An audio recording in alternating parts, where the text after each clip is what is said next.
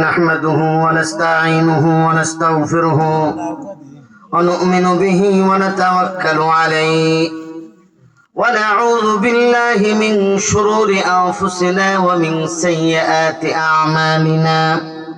من يهده الله فلا مضل له ومن يضلله فلا هادي له. ونشهد أن لا إله إلا الله وحده لا شريك له. ونشهد أن سيدنا وسندنا وحبيبنا وطبيبنا ومحبوبنا ومرشدنا ومولانا محمدا عبده ورسوله أرسله بالحق بشيرا ونذيرا وداعيا إلى الله بإذنه وسراجا منيرا. أما بعد فقد قال الله سبحانه وتعالى في كلامه المجيد والفرقان الحميد: أعوذ بالله من الشيطان الرجيم. بسم الله الرحمن الرحيم.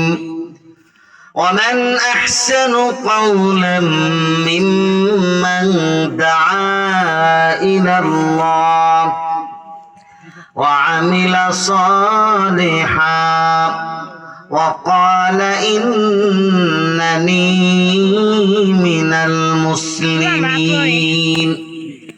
ولا تستوي الحسنة ولا السيئة ادفع بالتي هي أحسن فإذا الذي بينك وبينه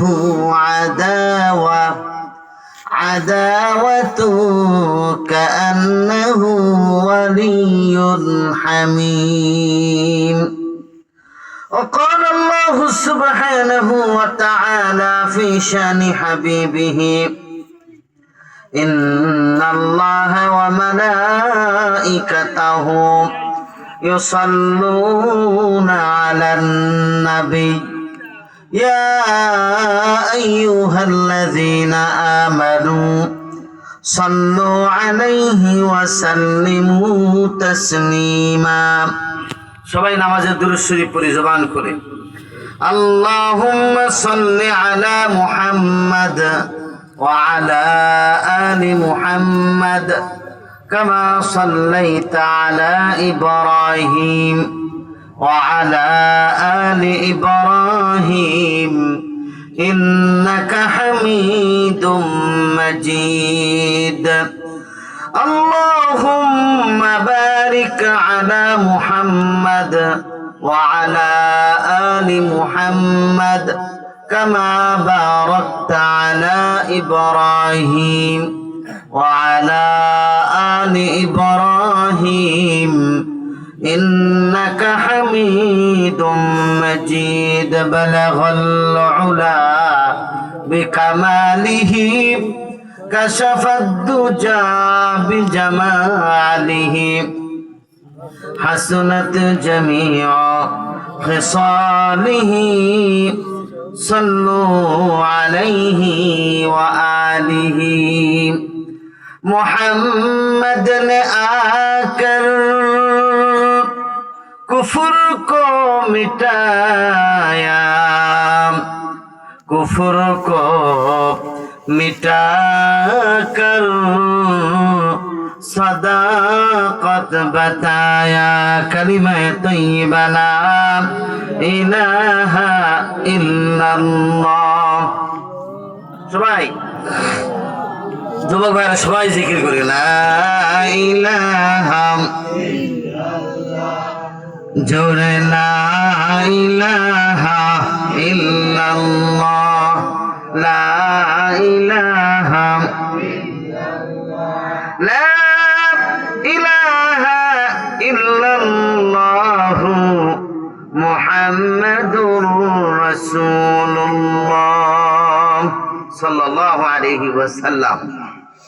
আকিলপুর ইসলামী যুব সংঘ বাহুবল হবিগঞ্জের উদ্যোগে তাফসীরুল কোরআন মহাসম্মেলনের মুহতারাম জনাব সভাপতি জনাব আলহাজ মাওলানা আব্দুল্লাহ সাহেব আকিলপুরি, সভাপতি বিফাকুল মাদারিসিল আরবিয়া হবিগঞ্জ জেলা, অন্যান্য মুআজ্জাজ মুকাররম উলামায়ে কেরাম, আমার সম্মুখে উপস্থিত শ্রদ্ধাভাজন মুরব্বিয়ান আযম, ইসলামের জন্য নিবেদিত প্রাণ যুবক ভাইরা, পর্দার আড়ালে আমার মা ও বোনেরা, মহান আল্লাহ সুবহানাহু ওয়া তাআলার পাক দরবারে লাখো কোটি শুকরিয়া আদায় করছি যে আল্লাহ সুবহানাহু ওয়া তাআলা আমাদেরকে আজকের এই তাফসীরুল কোরআন মহাসম্মেলনে আসার তৌফিক দান করলেন।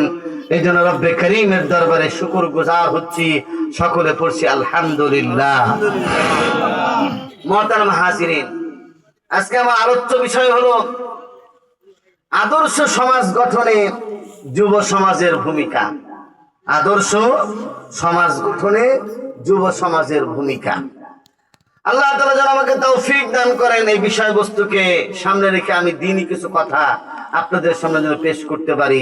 সকলে বলেন আল্লাহুম্মা আমিন। আল্লাহ সুবহানাহু ওয়া তাআলা এই পৃথিবীর বুকে যুব সমাজকে, যৌবনকে, তারুণ্যকে এক নিয়ামত এবং আমাদের জন্য এক রহমত করে এই পৃথিবীর বুকে প্রেরণ করেছেন যুব সমাজকে। চিৎকার করে বলেন সুবহানাল্লাহ। যুবক মানেই পরিবর্তন, যুবক মানেই শক্তি, যুবক মানে ঐক্য। যুবকরা এমন যে তারা চাইলে মসজিদ ভাঙতেও পারে, আবার চাইলে তারা মসজিদ গড়তেও পারে।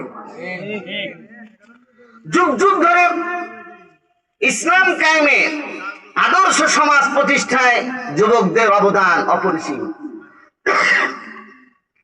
আপনারা তাকান বাংলাদেশের ইতিহাসের দিকে। সেই 52 সালের ভাষা আন্দোলন থেকে নিয়ে 1971 সালে মুক্তিযুদ্ধ, 1947 যুবকদের যে অবদান, ঠিক তেমনি ভাবে 24 36 জুলাইয়ে যুবকের অবদান আজকে পৃথিবীর মানুষ, বাংলাদেশের মানুষ তারা ভোগ করছে। ঠিক কিনা বলেন? ঠিক তেমনি ভাবে আজ থেকে 1400 বছর পূর্বে সরকারে দো আলম বিশ্বনবী হযরত মুহাম্মদ সাল্লাল্লাহু আলাইহি ওয়াসাল্লাম যে সমাজের মধ্যে আগমন করেছিলেন, যে সমাজটা ছিল ঘুণে ধরা, যে সমাজটার মধ্যে জুলুম, অত্যাচার, অবিচার, নারীর উপর জুলুম, শিশুদের উপর জুলুম, মানুষের উপর মানুষের কর্তৃত্ব, ইনসাফ বলতে পৃথিবীর বুকে ছিল না। সেই সমাজের মধ্যে ইনসাফ কায়েম করেছিলেন হযরত আবু বকর, হযরত উমর, হযরত ওসমান, হযরত আলী, হযরত খাব্বাব, হযরত খুবাইব, হযরত জুবাইর ইবনুল আওয়াম সহ হাজারো যুবক যারা আরবের ঘুরে ধরা বস্তা পচা লাদিনী সমাজকে ভেঙ্গে চুরে একটি দ্বীনি সমাজ, একটি আদর্শ সমাজ গঠন করেছিলেন হযরত আলী কাররামাল্লাহু ওয়াজহাহুর মতো এরকম হাজারো যুবক। এই জন্য যুবকদেরকে ফেরায় দেওয়া যাবে না, যুবকদের বদনাম করা যাবে না, যুবকদের মাথায় হাত দিতে হবে, যুবকদেরকে মহব্বত করে আলিঙ্গন করে তাদেরকে হৃদয়ের সাথে লাগাতে হবে। তাদেরকে যদি আমরা ধাক্কা দিয়ে বের করে দেই, তাদেরকে যদি আমরা ইয়াবা খায়, বাবা খায়, গাঁজা খায়, বিভিন্ন ধরনের নেশা করে, এই জন্য তাদেরকে যদি লাথি মেরে ঘর থেকে বের করে দেই, এই যুব সমাজের পরিবর্তন হবে না। কিন্তু ওই নেশাখোর ওই যুবককে যদি আমরা তাদেরকে মহব্বত করে দাওয়াত ও তাবলীগের মেহনতে নিয়ে যাই, ইসলামী আন্দোলনে তাদেরকে যদি শরীক করি, ইসলামী খেলাফত প্রতিষ্ঠার জন্য তাদেরকে যদি কাজে লাগাই, আগামী দিনে তারা হবে হযরত ওসমান, হযরত আলী এবং খাব্বাব এবং বেলালের উত্তরসূরি, যে সমাজকে ঘুরে ধরে সমাজকে পরিবর্তন করে একটি নতুন সমাজ, ইসলামী সমাজ তারা গড়ে তুলবে। ঠিক কিনা? এই জন্য যুব সমাজকে দাওয়াত দিতে হবে। তাওহীদ এবং রিসালাত এবং আখিরাতের ভিত্তিতে যুব সমাজকে ঐক্যবদ্ধ করতে হবে, আর যুব সমাজেরও ঐক্যের বাহিরে যাওয়া যাবে না। আল্লাহ সুবহানাহু ওয়া তাআলা কোরআনে কারীমের সূরা হামিম আস-সাজদা এর 33 নম্বর আয়াতের মধ্যে পরিষ্কারভাবে যুবকদেরকে এভাবে দিক নির্দেশনা দিয়েছেন। যুবকরা কিভাবে কাজ করবে, কেমন নিজেদেরকে সাজাবে, তাদের মধ্যে কি আমল থাকতে হবে, আল্লাহ সুবহানাহু ওয়া তাআলা কোরআনে কারীমের এই সূরা হামিম আস-সাজদার 33 এবং 34 নম্বর আয়াতের মধ্যে বলেছেন। আল্লাহ রাব্বুল আলামিন বলেন, وَمَنْ أَحْسَنُ قَوْلًا مِّمَّنْ دَعَا إِلَى اللَّهِ। আল্লাহ বলছেন ওই ব্যক্তির কথার চেয়ে কার কথা উত্তম হতে পারে যে মানুষকে আল্লাহ তাআলার দিকে দাওয়াত দেয়। অর্থাৎ দুনিয়ার মধ্যে যে যুবক মানুষকে আল্লাহর দিকে দাওয়াত দেয়, যে বৃদ্ধ মানুষকে আল্লাহর দিকে দাওয়াত দেয়, আল্লাহর কালিমার দিকে দাওয়াত দেয়, তাওহীদের দিকে দাওয়াত দেয়, রিসালাতের দিকে দাওয়াত দেয়, আখিরাতের দিকে দাওয়াত দেয়, ওই ব্যক্তির কথার চেয়ে উত্তম কোনো কথা হতে পারে না। এই যে আমাদের পূর্বে ওয়াজ করে গেলেন হযরত মাওলানা মুবারাকুল্লাহ সাইদি সাহেব বিবাড়িয়া, উনি ওয়াজের ময়দানে মানুষকে আপনাদেরকে পর্দার ব্যাপারে, ইসলামী অনুশাসন মানার ব্যাপারে আপনাদেরকে বক্তব্য রেখে গেছেন। এটাও দাওয়াত, ঠিক কিনা? হ্যাঁ, মুয়াজ্জিন সাহেব প্রতিদিন 5 বার বলে আল্লাহু আকবার, আল্লাহু আকবার, আশহাদু আল্লা ইলাহা ইল্লাল্লাহ, হাইয়া আলাস সালাহ, হাইয়া আলাস সালাহ, হাইয়া আলাল ফালাহ, হাইয়া আলাল ফালাহ। আমরা হয়তো অনেকে বুঝতে পারি না মুয়াজ্জিন আমাদের কিসের দাওয়াত দেয়, প্রতিদিন মুয়াজ্জিন সাহেব আমাদেরকে কি বলে। আমরা হয়তো অনেকে আরবি জানি না, যুবকরা অনেকে হয়তো আরবি জানে না, তাই বুঝতে পারে না। কিন্তু মুয়াজ্জিন সাহেব পরিষ্কার ভাবে বলে দেন হাইয়া আলাস সালাহ, ও যুবক ঘুমায়ো না, ও যুবক তুমি ঘুম থেকে ওঠো, নামাজে তুমি চলে যাও, ও যুবক তুমি নেশার মধ্যে থেকো না, ও যুবক হাইয়া আলাল ফালাহ, কল্যাণের দিকে আসো, ইসলামের দিকে আসো, কল্যাণের দিকে আসো, কোরআনের দিকে আসো, রিসালাতের দিকে আসো। এইভাবে করে প্রতিদিন যুবককে আল্লাহ তাআলার পক্ষ থেকে মুয়াজ্জিন প্রতিদিন এরকম ভাবে দাওয়াত দেয়, ঠিক কিনা বলেন? এই জন্য বিশ্বনবী মুহাম্মদুর রাসূলুল্লাহ সাল্লাল্লাহু আলাইহি ওয়াসাল্লাম বলেছেন, কিয়ামতের ময়দানে সবচেয়ে যার মাথাটা উঁচু হবে, সবচেয়ে তার মাথাটা উপরে থাকবে, সেই হলো দুনিয়ার যত মুয়াজ্জিন সাহেব আছেন, যারা মসজিদের মধ্যে আজান দেন, তাদের মাথাটা সবার উপরে থাকবে। চিৎকার করে বলেন না সুবহানাল্লাহ। আনাকুন নাস ইয়াউমাল কিয়ামাতি আতওয়ালান আল মুয়াজ্জিনুন। রাসূল বলছেন কিয়ামতের দিন সবচেয়ে যাদের মাথা উপরে থাকবে তারা হলো মুয়াজ্জিন সাহেবান। হ্যাঁ, আল ইমামু যামিনুন, আল ইমামু যামিনুন ওয়াল মুয়াজ্জিনু মু'তামানুন, ঠিক কি না? ইমাম হলো দায়িত্বশীল, মুয়াজ্জিন সাহেব হলো এরকম ভাবে আমানতদার, মানুষকে তাওহীদের দিকে দাওয়াত দেয়। আবার ফজরের সময় কি চমৎকার করে মুয়াজ্জিন বলতে থাকে, আসসালাতু খায়রুম মিনান নাওম, ঘুম থেকে নামাজ উত্তম। ও যুবক, ঘুম থেকে নামাজ উত্তম। তুমি তোমার মোবাইল চালাও, ফেসবুক চালাও, ইউটিউব চালাও, যা কিছু করো না কেন যুবক, তুমি নামাজে আসো।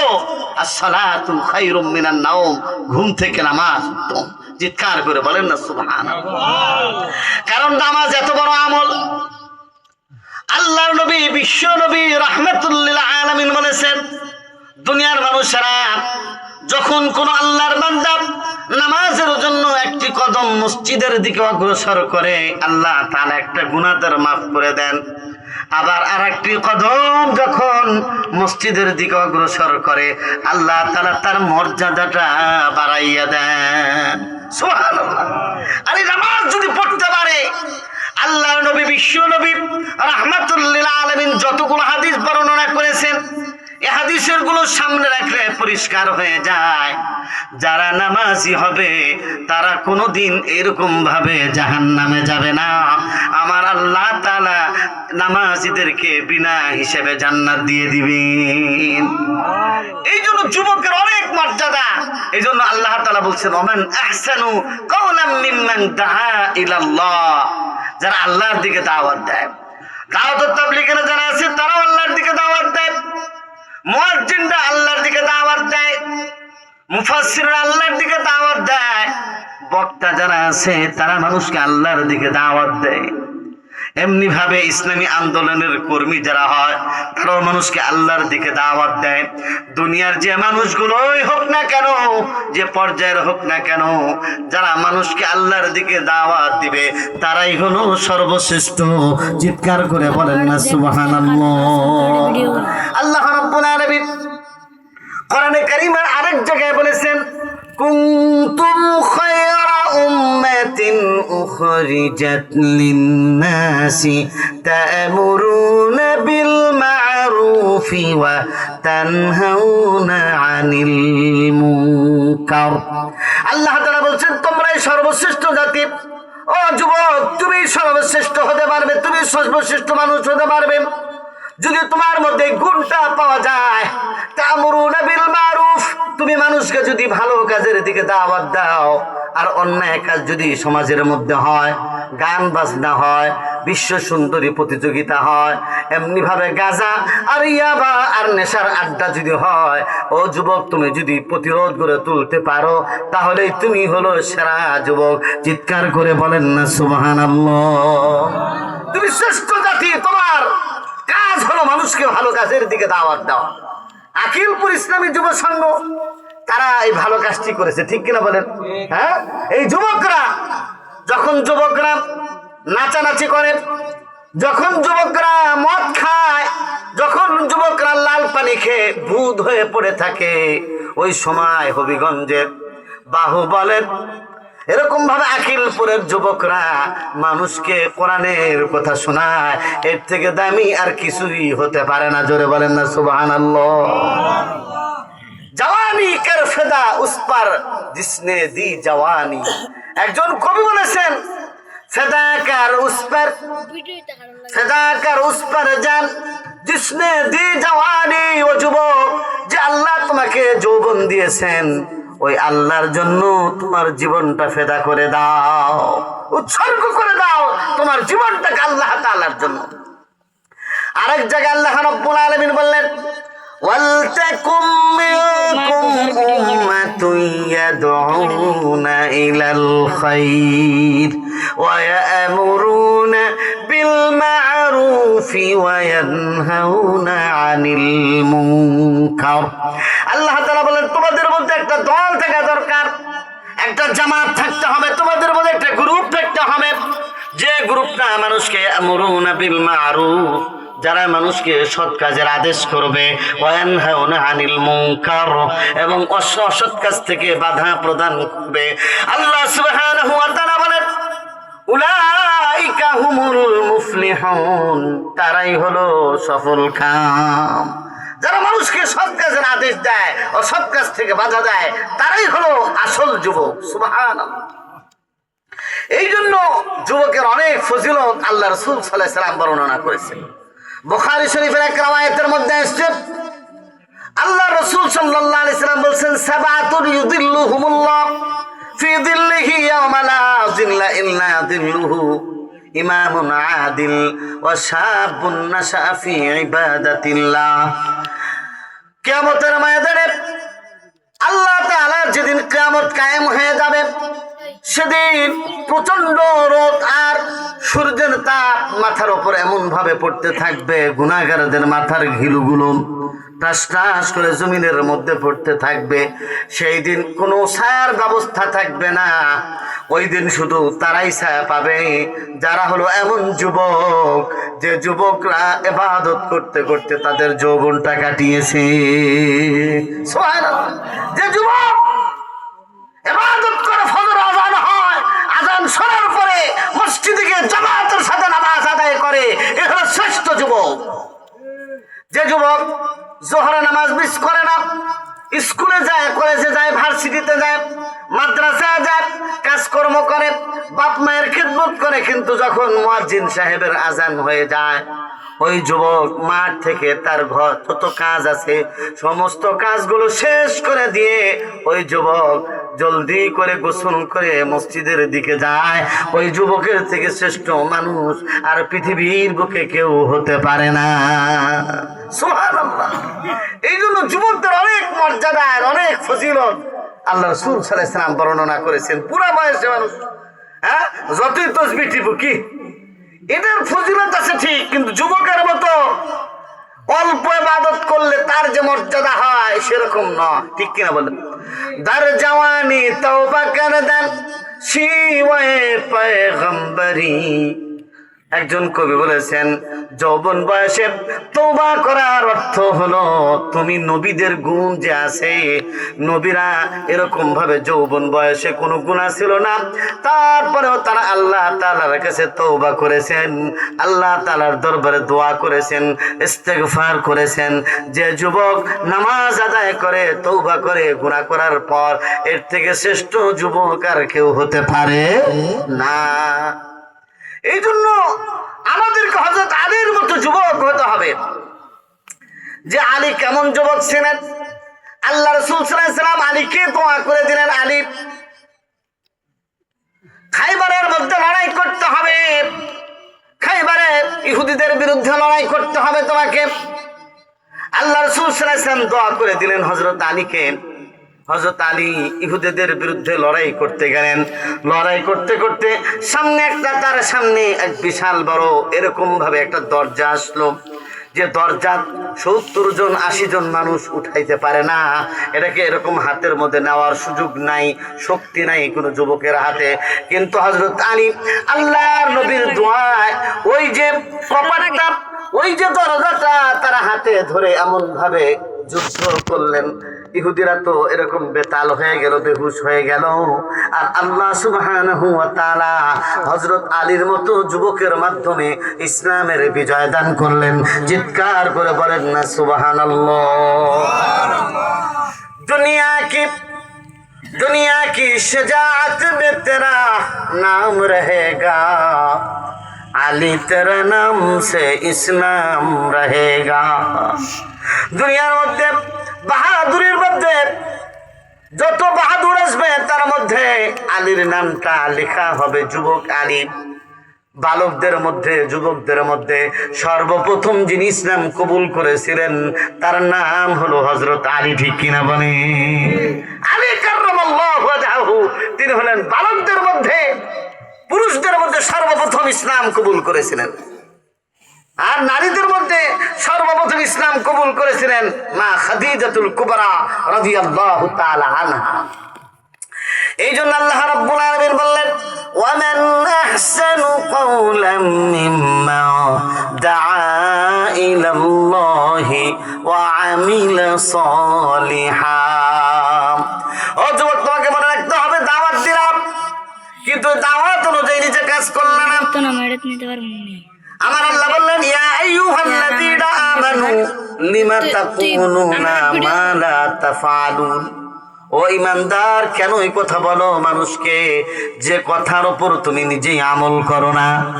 সুতরাং যুবক, তুমি দাওয়াত দিবা, বৃদ্ধ আপনি দাওয়াত দিবেন, মা বোনেরাও দাওয়াত দিবে, কিন্তু দাওয়াত দেওয়ার পর ওয়া আমিলা সালিহা, নিজেও কথার উপর আমল করতে হবে। ওয়া আমিলা সালিহা, নেক কাজ করে। আল্লাহ রাসূল সাল্লাল্লাহু আলাইহি ওয়াসাল্লাম বলছেন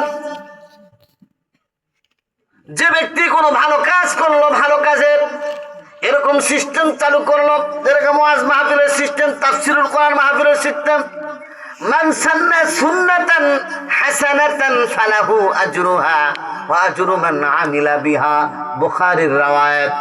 আল্লাহ রাসূল বলেন যে ব্যক্তি কোনো ভালো কাজের শুভ সূচনা করলো, ভালো কাজের সিস্টেম চালু করলো, বলতেছে এই সিস্টেম থেকে আরেকজন করলো, এই সিস্টেম থেকে আরেকজন করলো, এইভাবে যারাই করতে থাকবে, যারাই প্রথমে এই ভালো কাজের সূচনা করলো, এর সব যে সর্বপ্রথম করেছে তার আমলনামায় আল্লাহ তাআলা এই সবগুলো দিয়ে দিবে।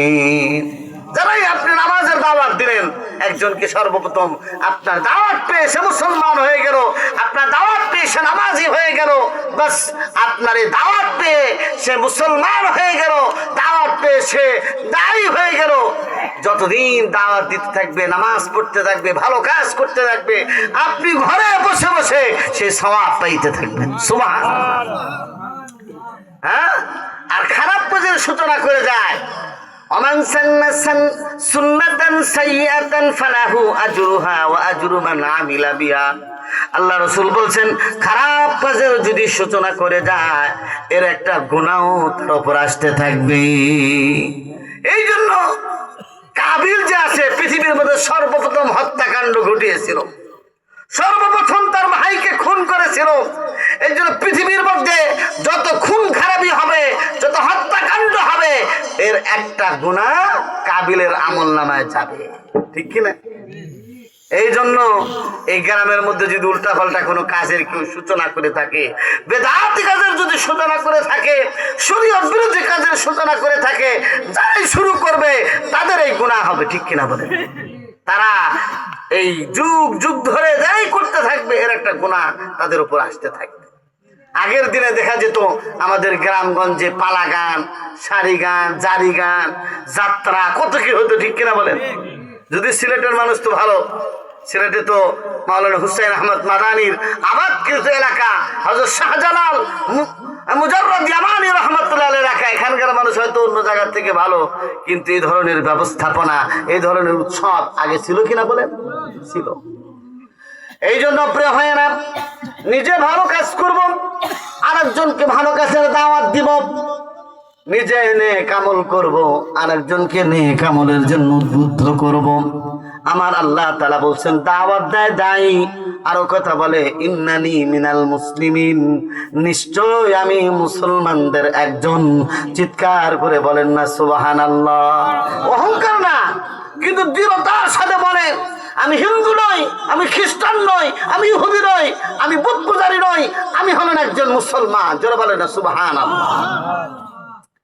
মহাকবি আল্লামা ইকবাল, মরহুম ইকবাল বলেছেন, মোল্লা কি শরিয়ত মে ফকত মস্তি আকওয়াল, सूफी की शरीयत में फकद मस्ती अहवाल।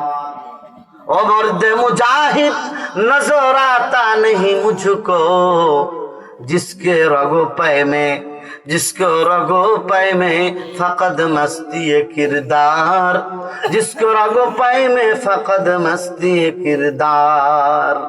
মহাকবি বলতেছে, যারা সুফি সাহেব হয় তারা শুধু হাল ভাব ধরে বসে থাকে, আবার যারা মোল্লা হয়, মুন্সি হয়, মাওলানা হয়, তারা শুধু বক্তব্য দেয়, এই করেঙ্গে, হ্যান তারেঙ্গে, ত্যাং করেঙ্গে। কিন্তু বলতেছেন, ওই যুবক, ওই মর্দে মুজাহিদ আমার নজরে পাই না, যে যুবকের মাথা থেকে পা পর্যন্ত শুধু কাজের নেশা, শুধু কাজ, শুধু সমাজ পরিবর্তনের, সমাজ বিপ্লবের স্বপ্ন যে যুবকের হৃদয়ের মধ্যে থাকে, সেই যুবকটা আমি দেখতেছি না, ঠিক কিনা বলেন? যে যুবক এই সমাজ পরিবর্তন করে একটা আদর্শ সমাজ গড়ে তুলবে, জাকাত ভিত্তিক সমাজ গড়ে তুলবে, এরকম যুবকটা আমি দেখি না। মুসলমানরা যদি ক্ষমতায় আসে, জোরে বলেন আল্লাহ যেন ক্ষমতায় নিয়ে আসে, সকলে বলেন আল্লাহুম্মা আমিন। ইসলাম ক্ষমতা আসুক, কারা কারা চান? হ্যাঁ, আবার বলেন হুজুররা ক্ষমতা আসলে কিন্তু আপনাদেরকে, মহিলাদেরকে ঘর থেকে কিন্তু বের হতে দিবে না, আছে না? বলেন। কিছু লোক বলে, হুজুররা যদি খবর না আসে, মা বোনেরা আপনারা কিন্তু রাস্তায় বের হতে পারবেন না। আফগানিস্তানের মহিলারা কি রাস্তায় বের হয় না? মালয়েশিয়ার মহিলারা কি রাস্তায় বের হয় না? সৌদি আরবের নারীরা কি ঘর থেকে বের হয় না? ঠিক কিনা বলেন? রাস্তা থেকে বের হবে, পর্দা করে বের হবে, ঠিক কিনা? শালীন পোশাক পরে বের হবে, তারাও লেখাপড়া করতে পারবে, তারা ইঞ্জিনিয়ার হবে, তারা ডাক্তার হবে, তারা রাষ্ট্র পরিচালনা করবে, কিন্তু তাদের অবস্থান হবে আলাদা, ঠিক কিনা? তাদের জায়গাটা হবে আলাদা। পুরুষ আর নারী গাজাগাজি করে অফিস করবে না, সহশিক্ষা থাকবে না, পুরুষদের একটা সময় থাকবে তারা ক্লাস করবে, আমাদের মা বোনেরা আলাদা ক্লাস করবে, ঠিক কিনা বলেন? কারণ আল্লাহ সুবহানাহু ওয়া তাআলা পুরুষদের কর্মস্থল কি হবে আর নারীদের কর্মস্থল কি হবে, পুরুষরা কি করবে নারীরা কি করবে সব পরিষ্কার করে বলে দিয়েছেন, ঠিক কিনা বলেন? আল্লাহ রাব্বুল আলামিন বলেছেন وقرن في بيوتكن ولا تبرجن تبرج الجاهلية الأولى। আল্লাহ বলছেন ও নারীরা তোমরা ঘরের ভিতরে অবস্থান করো, অকরন ফি বুয়ুতিকুন্না তাদের ঘরের মধ্যে তোমরা তোমাদের ঘরে তোমরা থাকো। আর যখন রাস্তাঘাটে বের হবা ওই যে জাহিলিয়াতের যুগে নারীরা যে অঙ্গভঙ্গি করে দেহটা দেখায় মানুষকে আকর্ষণ করার জন্য যেরকম ভাবে পোশাক আশাক পরে বের হতো, ও নারীরা তোমরা ওইভাবে তোমরা বের হবা না। তোমাদের কাজ হলো আকিমনাস সালাম, নামাজ কায়েম করো, আতিনাজ যাকাত, যাকাত দাও, আতিনাল্লাহ ওয়া রাসূলা, আল্লাহ এবং তার রাসূলের আনুগত্য করো। এই জন্য আল্লাহ তাআলা নারীদের কর্মস্থল বানাইছেন ঘর। হ্যাঁ, কিন্তু ঘরটা নিরাপদ হতে হবে, সে ঘরটার মধ্যে যেন পুরুষের আনাগোনা না থাকে, ঠিক কিনা? যুবকদের আনাগোনা থাকে না, এরকম হতে হবে। যুবক যুবতী আলাদা আলাদা তারা চলবে, একসাথে চলবে, ভালোবাসা করবে, প্রেম করবে, এটা কিন্তু নয়, ঠিক কিনা? তাদের মহব্বত আর ভালোবাসা হবে এটা ইসলামী শরিয়া মোতাবেক। কি মোতাবেক বলেন? ইসলামী শরিয়া মোতাবেক। অবৈধ প্রেম শরীয়তে জায়েজ নেই। যুবকরা এখন অবৈধ প্রেম বিভিন্ন তাদের ক্লাসে যারা পড়ে তাদের সাথে কিন্তু প্রেম শুরু করে দেয় ছোটকাল থেকে, ঠিক কিনা বলেন? যখন তার বয়স হয়ে যায় 15-20 বছর, তখনই বা সেই পাশ্চাত্যের মতো তাদের চলাফেরা হয়ে যায়, ঠিক কিনা? চ্যাটিং চুটিং করে নিজের চরিত্রটাকে নষ্ট করে দেয়। বিয়ার পরে আর দেখে বাচ্চা হয় না, ঠিক কিনা? বিয়ার পরে বাচ্চা হয় না, কারণটা কি? বিয়ের আগে সব শেষ করে ফেলাইছে, ঠিক কিনা? আর যদি ইসলামী শরীয়ত মানত, শরিয়া মোতাবেক যদি চলত, তাহলে তারা বাচ্চা হতো কার মতো? হযরত আনাসের মতো। জোরে বলেন না সুবহানাল্লাহ। আনাস এক যুবক, তার মা উম্মে সুলাইম 10 বছর বয়সে নবীর খেদমতে তাকে দিয়ে গেছেন। জোরে বলেন না সুবহানাল্লাহ। আল্লাহ বলেন আমি রাসূলের 10 বছর খেদমত করেছি, রাসূল আমার সাথে কোনোদিন খারাপ ব্যবহার করে নাই। রাসূল কোনোদিন আমার সাথে কটু কথা বলেন নাই যে এটা কেন করলে এটা কেন করলে না। জোরে বলেন না সুবহানাল্লাহ। আল্লাহর নবী যখন যুবক ছিলেন, 17 বছরের যুবক, আল্লাহর নবী সাল্লাল্লাহু আলাইহি ওয়াসাল্লাম দেখলেন মাজলুমের উপর নির্যাতন হয়, দেখলেন মুসাফিরদের জন্য কোনো খাবারের ব্যবস্থা নাই, থাকার ব্যবস্থা নাই, মুসাফিরদের বেহাল অবস্থা দেখলেন, সমাজের মধ্যে অনেক অসঙ্গতি, সমাজের মধ্যে বেইনসাফি দেখলেন। আল্লাহর নবী সাল্লাল্লাহু আলাইহি ওয়াসাল্লাম একটা সংস্থা, একটা সংগঠন কায়েম করলেন। সেই সংগঠনের নাম হলো হিলফুল ফুজুল, ঠিক না? সে হিলফুল ফুজুলের 3টা কর্মসূচি ছিল। এই 3টে কর্মসূচি যদি আজকে যুবকরা বাস্তবায়ন করে, তাহলে তো সমাজ পরিবর্তন হয়ে যায়। সমাজ পরিবর্তনের জন্য আমরা যাই America, London, England, Germany, India, দুনিয়ার যত ফালতু দেশ আছে ওই সমস্ত যাই, কিন্তু আমরা আকায়ে মানদার সরকার দু আলম বিশ্বনবী হযরত মুহাম্মদ সাল্লাল্লাহু আলাইহি সাল্লাম, যিনি কোরআনের মাধ্যমে আল কোরআনের মাধ্যমে যে সমাজ পরিবর্তন করেছিলেন অল্প সময়ের ব্যবধানে, যখন শিরক বিদআত কুফরকে উৎখাত করে আল্লাহ নবী সাল্লাল্লাহু আলাইহি সাল্লাম একটি আদর্শ সমাজ গঠন করেছিলেন, সেই আদর্শ আজকের যুবকরা খুঁজে না, দেখে না, পড়ে না, ঠিক কিনা? রাসূলের জীবনেই পড়ে না আজকে যুবকরা। আর রাহিকুল মাকতুম পড়ো যুবক, আর রাহিকুল মাকতুম তোমরা পড়ো। মুবারাকুল্লাহর এই ইতিহাসের কিতাব, নবীজির সিরাতের এই কিতাব তোমরা পড়ো। তোমরা পড়ো সমস্ত কি গিরিশ চন্দ্র সেন, কি গিরিশ চন্দ্র সেনের বই পড়ো, শরৎ সমগ্র পড়ো, তোমরা রবি ঠাকুরের বই পড়ো, তাহলে সেখান থেকে তোমরা সমাজ বিপ্লবের ঘটনা তোমরা জানতে পারবে না। সমাজ বিপ্লবের ঘটনা যদি তোমাকে জানতে হয়, তাহলে ওই যে ঘুরে ধরা সমাজ, নারীর উপর জুলুম করা হতো যে সমাজ, শিশুর উপর জুলুম করা হতো যে সমাজ, মায়ের অধিকার ছিল না, সেই সমাজের মধ্যে 17 বছরের যুবক, 17 বছরের যুবক মুহাম্মদ সাল্লাল্লাহু আলাইহি সাল্লাম যে আদর্শ কায়েম করেছিলেন, যে সমাজ বিপ্লবের ডাক দিয়েছিলেন, ওই সমাজ বিপ্লব যদি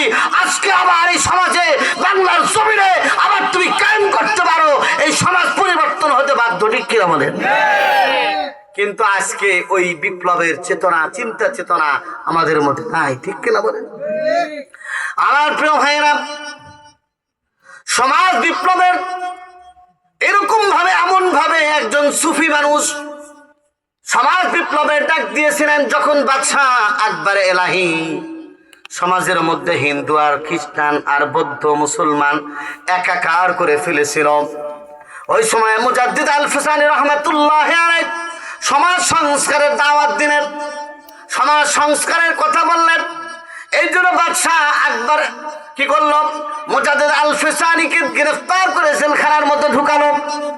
কিন্তু মুজাদ্দিদ আল ফিসানি ছিলেন একজন সুফি সাধক, একজন সম্রাট, এমন একজন মানুষ যিনি বিপ্লবের কথা হৃদয়ের মধ্যে লালন পালন করতেন। কারাগারের মধ্যে গেলেন, জেলখানার মধ্যে গেলেন, জেলখানার মধ্যে গিয়ে এমন এক বিপ্লব, জেলখানার ডাকাত যারা আছে, যুবক ডাকাত, চোর বাটপার হিরুঞ্চি যারা আছে, তাদেরকে কোরআনের দাওয়াত দিলেন, ইসলামের দাওয়াত দিলেন, কালিমার দাওয়াত দিলেন, তাদেরকে বুকের মধ্যে জড়ায় নিলেন। মুজাদ্দিদ আল ফিসানি রাহমাতুল্লাহ আলাইহি দেখা গেল অল্প দিনের মধ্যে জেলখানাটা একটা অলির দরবারে পরিণত হয়ে গেছে। বাদশার কাছে রিপোর্ট গেল, বাদশাহ আপনি যাকে জেলখানায় উঠালেন এই লোকটাকে যে জন্য উঠাইছেন তার উল্টা কাম হয়ে গেছে, জেলখানাটা এখন ইবাদতখানায় পরিণত হয়েছে, ঠিক কিনা বলেন? আজকে আমাদের জেলখানার মধ্যে এই ধরনের আত্মশুদ্ধিমূলক প্রোগ্রাম নাই। আমি একবার জেলখানায় গিয়েছিলাম মাত্র 3 দিনের জন্য। নুরানি শিক্ষার একটা ব্যবস্থা কিছু মানুষের জন্য আছে, দেখছি কি 3 দিনে দেখলাম যে ওখানে ওই যে বসার আদব 3 প্রকার। এখন তো যুবকরা, অনেক যুবকরা বসার আদবই জানে না, মুরব্বীর সামনে কিভাবে বসতে হয় এটাও তো জানে না। 2 হাঁটু ফেলিয়া নামাজের সময়, 1 হাঁটু উঠাইয়া লিখার সময়, 2 হাঁটু উঠাইয়া খাওয়ার সময়, এই 3 প্রকারে বসা সুন্নত, ঠিক কিনা? যুবকদেরকে এগুলো শিখাইতে হবে। আমি দেখলাম যে একটা দেখলাম যে এরকম সাদা সাদা টুপি পরে এই সমস্ত মাস্তানদেরকে পড়াতে, সবাই তো যায় না, অল্প কয়েকজন, সবার জন্য বাধ্যতামূলক করা দরকার। 10 জায়গায় ইস্তেঞ্জা করা নিষেধ, মানুষ চলাচলের রাস্তায়। এখন যুবকরা যদি বলে ওই মেন রোডে যায় শুয়ে দেয়, কি করে মেশিন যদি ছেড়ে দেয় কিরকম দেখা যাবে বলেন? হ্যাঁ, 10 জায়গায় ইস্তেঞ্জা করা নিষেধ, মানুষ চলাচলের রাস্তায়, ছায়াদার ফলদার গাছের নিচে। এখন ছায়াদার ফলদার গাছের নিচে বেশি পেশাব করে, ঠিক কিনা বলেন? বুঝে না সুঝে না কিছু না যে ছায়াদার ফলদার গাছ, এখানে মানুষ আসবে, এখানে বসবে, বিশ্রাম নিবে, আলহামদুলিল্লাহ বলবে, সুবহানাল্লাহ বলবে, এই জায়গায় পেশাব করে পানি ফেলাইছে, ঠিক কিনা বলেন? পেশাব করে মৌসাকে শেষ, কারবার শেষ, দাঁড়ানোর মতো পরিস্থিতি নেই মানুষের, ঠিক কিনা বলেন? হ্যাঁ, এগুলো শিখাইতে হবে। মানুষ চলাচলের রাস্তায়, ছায়াদার ফলদার গাছের নিচে, অজু ও গোসলের স্থানে, গর্তের ভিতরে। এখন গর্তের ভিতর দেখি বেশি করে, ঠিক কিনা? যে জায়গায় তো ফাঁকা আছে, কিন্তু এই জায়গাতে যে সাপ এসে কামড় দিতে পারে এই খবর যুবকের নাই, ঠিক কিনা? এক যুবক ঘুমায় আছে, দুপুর বেলায় ঘুমায় আছে, একটা শীতল বাতাসের মধ্যে, একটা গাছের মধ্যে ঘুমায় আছে। হঠাৎ করে যুবক ঘুমিয়ে আছে, একটা বিশাল বড় অজগর সাপ ওই যুবককে মারার জন্য, দংশন করার জন্য এরকম ভাবে আস্তে আস্তে অগ্রসর হচ্ছে। যুবক তো নাক ডেকে ঘুমায়। এই অবস্থার মধ্যে একটা বেজি ছিলেন, বেজি আমাদের দেশে বেজি কয়, ওই একটা বেজি দেখলো ওই যুবককে দংশন করার জন্য একটা বিশাল বড় অজগর সাপ অগ্রসর হয়েছে। বেজিটা নদী পার হয়ে আসলো, আসার পর যখনই এরকম ভাবে দংশন করবে, সাথে সাথে বেজিটা সাপের উপর আঘাত করলো, লাফিয়ে পড়লো, সাথে সাথে সাপটা মরে গেল। যুবকের ঘুম ভাঙলো, ঘুমটা ভাঙার পর দেখে হায় বিশাল বড় একটা অজগর সাপ আমাকে দংশন করলে আমি আর দুনিয়ার স্বাদ, দুনিয়ার যে এরকম সুখের দুনিয়া আমার শেষ হয়ে যেত। ওই যুবক, তুমি আজকে যেরকম ভাবে পড়ে আসো, তুমি বোধ হয়ে পড়ে আসো, দুনিয়া নিয়ে তুমি যেরকম ভাবে মহাব্যস্ত আছো, এই ব্যস্ত এক সময় একটা সময় দেখবা তোমার মতো কত যুবক মাধবপুর দেখা যায় এরকম ভাবে বাইক চালাতে চালাতে অ্যাক্সিডেন্ট হয়ে দুনিয়া থেকে বিদায় হয়ে গেছে। ও যুবক, তুমি মনে লম্বা হায়াত পাইবে কথা তুমি মনে করার কোনো সুযোগ নাই। কারণ আমার আল্লাহ মানুষের জন্য হায়াত, মওত, রিজিক, দৌলত এটা নির্ধারণ করে রেখেছেন। সুতরাং যে কোনো সময় আমার তোমার দাওয়াত, আমার তোমার এরকম মৃত্যুর কথা, মৃত্যুর এরকম আজান আমার হয়ে যেতে পারে। ওই মসজিদের যে পালকিটা আছে, পালকির মধ্যে করে নিয়ে আমাকে কবরস্থানের মধ্যে মানুষ নিয়ে যাবে আর আফসোস করবে, কিন্তু আমার কোনো লাভ হবে না। আমার আমলটা যদি ভালো হয়, আমার চরিত্রটা যদি ভালো হয়, তাহলে আমি কবরের মধ্যে শান্তিতে থাকবো, ঠিক কিনা বলেন? এই জন্য আল্লাহ সুবহানাহু ওয়া তাআলা সূরাত হামিম আর সাজদার 34 নম্বর আয়াতের মধ্যে আল্লাহ বলেন, ওয়ালা তাস্তাবিল হাসানাতু ওয়ালাস সাইয়্যা ইদফা বিল্লাতী হিয়া আহসান ফাইযাল্লাযী বাইনাকা ওয়া বাইনাহু আদাওয়া কাআন্নাহু ওয়ালিয়্যুন হামীম। আল্লাহ তাআলা বলেন, ওয়ালা তাস্তাবিল হাসানাতু ওয়ালাস সাইয়্যা, নেক কাজ, ভালো কাজ আর বদ কাজ এরা বরাবর হতে পারে না। পারে বলেন? হক আর বাতিল কি এক জিনিস? আলো আর অন্ধকার কি এক জিনিস নাকি দুইটা দুই জিনিস, ঠিক কিনা বলেন?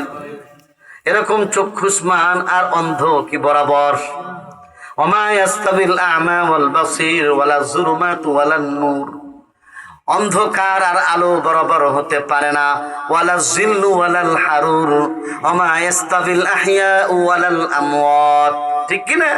জীবিত আর মৃত ব্যক্তি সমান হতে পারে না। এই জন্য প্রিয় যুবক, আমি তোমাকে পরিষ্কার ভাবে বলি, আল্লাহ সুবহানাহু ওয়া তাআলা তোমাকে একটা জীবন দিয়েছেন, সুন্দর একটা জীবন আল্লাহ তাআলা তোমাকে দান করেছেন। এই জীবনটা যদি তুমি ভালো কাজের মধ্যে কাটাও, যে তোমাকে তোমার সাথে দুশ্মনী রাখে, যে তোমাকে মারে, যে তোমাকে দেখতে পারে না, যে যুবক তোমাকে ডিস্টার্ব করে, তোমার মধ্যে তো তোমার রক্তটা হলো টকবগে রক্ত। তুমি চিন্তা করছো এই অমুক পাড়ার ছেলে আমাকে জ্বালাইলো, কিশোরদেরকে নিয়ে যুবকদের গ্যাং তৈরি করে তারপর হামলা চালাইলা, এটা কি ঠিক হলো? কিশোর গ্যাংয়ের জ্বালায় আজকের মানুষ কি করতে পারে না, ঠিক মতো বাজার সদাই করতে পারে না। কিশোর গ্যাংয়ের কারণে রাতে ভালো করে ঘুমাতে পারে না। কিশোর গ্যাংয়ের কারণে মানুষ আজকে বেহুশ অবস্থায় আছে, ঠিক কিনা বল? এই জন্য প্রিয় যুবক, তোমার কিশোর গ্যাংকে জমাত, কিশোর গ্যাংয়ের সাথে তোমার সম্পর্ক করার দরকার নাই। নেককার মানুষের সাথে তুমি সম্পর্ক কায়েম করো। আল্লাহওয়ালা যুবক তুমি খুঁজে বের করো। তুমি কোরআনওয়ালা মানুষকে তুমি এরকম ভাবে চয়ন করো। হাদিস পড়ে এমন যুবককে তুমি চয়ন করো। ইসলামী সাহিত্য পড়ে এমন যুবককে তুমি চয়ন করো। ওই যুবককে তুমি যদি চয়ন করতে পারো, ওর সাথে যদি মহাব্বত রাখে, কিয়ামতের দিন তোমার বন্ধু তোমাকে ধরে ধরে জান্নাতের মধ্যে নিয়ে যাবে। ধরে বলেন না সুবহানাল্লাহ। কারণ আল্লাহ রাসূল বলেছেন, আল মারউ মা মান আহাব্বা, যার সাথে যার মহাব্বত তার সাথে তার কিয়ামত। আলেমদের সাথে যদি মহাব্বত হয়, আলেমদের সাথে জান্নাতে যাইবা। জোরে বলেন না সুবহানাল্লাহ। আর গাঁজাখোরদের সাথে যদি সম্পর্ক হয়, গাঁজাখোরদের সাথে যাইবা। আর বেনামাজি যদি হও, তাহলে কি হবা? ওই ফেরাউনের সাথে, সাদ্দাদের সাথে, নমরুদের সাথে তোমার কি হবে? কিয়ামত হবে, হাসর নাসর হবে। আর যদি তুমি নামাজি হও, তাহলে তোমার হাসর নাসর আবু বকরের সাথে হবে, হযরত ওসমানের সাথে হবে, হযরত ওমরের সাথে হবে, হযরত আলীর সাথে হবে, হযরত জুবাইর ইবনে আওয়ামের সাথে হবে, খাব্বাবের সাথে হবে, আবু যরের সাথে হবে, আবু হুরায়রার সাথে হবে, ঠিক কিনা বলো? এই জন্য যুবক, তোমাকে নবী চিনতে হবে, কোরআন বুঝতে হবে। তোমাকে কোরআন বুঝাতেছি, কোরআন কি জিনিস? কোরআন এমন এক জিনিস, আমার আল্লাহ বলেছেন কোরআন। যুবক, তোমাকে কোরআন বুঝাই, কোরআন কি জিনিস। এই কোরআনটা খুলে দেখো না। যারা পড়ছে তারা তো আল্লাহর সাথে মহব্বত লাগায় ফেলাইছে। আর যারা লাগাও না, তাদেরকে আমি আজকে ওয়াজ করে যাই, তাফসীরুল কোরআন মাহফিলে বলে যাই, একজন যুবক, তুমি একজন আলেমের সাথে সম্পর্ক করো, কারি সাহেবের সাথে সম্পর্ক লাগাও, একজন মাওলানার সাথে, ইমাম সাহেবের সাথে সম্পর্ক করে কোরআনটা তুমি পড়ো। এই কোরআনের মধ্যে আমার আল্লাহ বলেছেন, ওয়ালাকাদ জাআকুম মিনাল্লাহি নূরুন ওয়া কিতাবুম মুবিন। আল্লাহ বলছেন যুবক, তোমাদের কাছে এমন একটা কোরআন আমি পাঠাইলাম যেটা নূরওয়ালা কিতাব, যেটা হলো স্পষ্ট কিতাব।